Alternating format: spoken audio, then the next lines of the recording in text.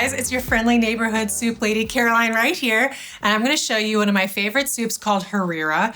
I didn't make this one up, but this is my interpretation of this classic Moroccan soup that usually contains lamb, but this is my vegan version, and you usually use it to break the fast of Ramadan. So it's very simple. I love it because it has like mixed pulses, or kind of like a dal. We have some soaked chickpeas that I've soaked overnight, some green French lentils, also sometimes known as lentilles de Puy, but they're also just French lentils. I like them because they cook a little bit longer and they hold their shape. And we use some brown rice as well. And then, of course, it starts with pretty classic ingredients, an onion, some ginger, a little bit of turmeric, and a cinnamon stick. I know that sounds like a little odd, but I promise that's the clincher of this recipe. And then at the end, we make a little slurry of some chickpea flour, some tomato paste, and some leaves from a small bunch of cilantro that we've chopped. And in there we have a can of tomatoes. It just all comes together really simply. I can't wait to show it to you. All right, so let's get cooking. Our pan is nice and hot. Adding a fair amount of olive oil. We're just gonna cook that chopped onion and some ginger. I always wanna add garlic to this soup, but it's not traditional, so I don't include it.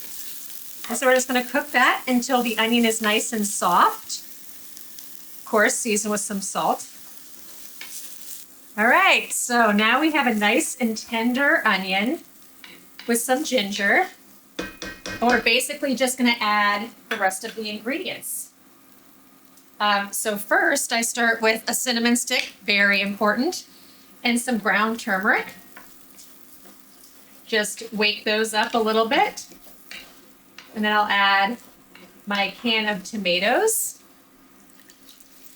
just diced. And then I add the sort of dried ingredients. This is kind of my favorite pantry soup, right? My French lentils.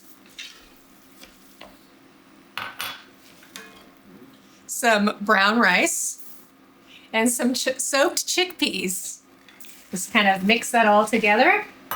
I'll show you what we're gonna do with the rest of the ingredients.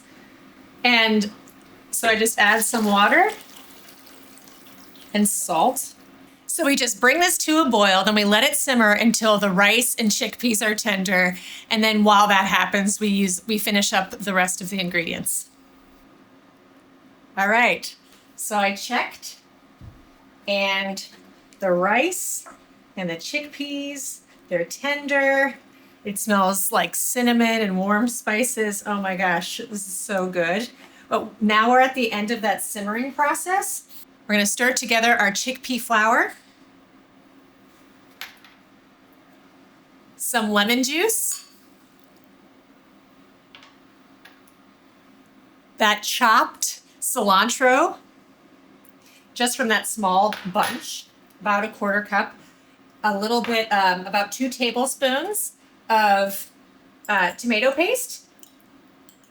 It makes a big difference. It's just kind of like a nice thickener, and a little bit of water once I get this incorporated.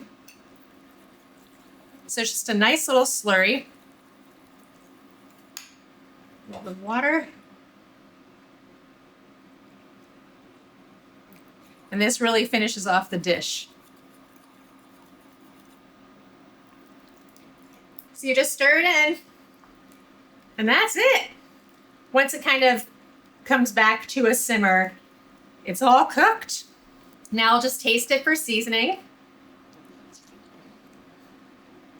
Oh man, so good. And that burst of like lemon and tomato at the end is delicious. I don't think this needs anything. So I'm gonna plate up a proper bowl. I wish I could share this with you. This is the best I can do, unfortunately. Teach it to you and hope you make it on your own.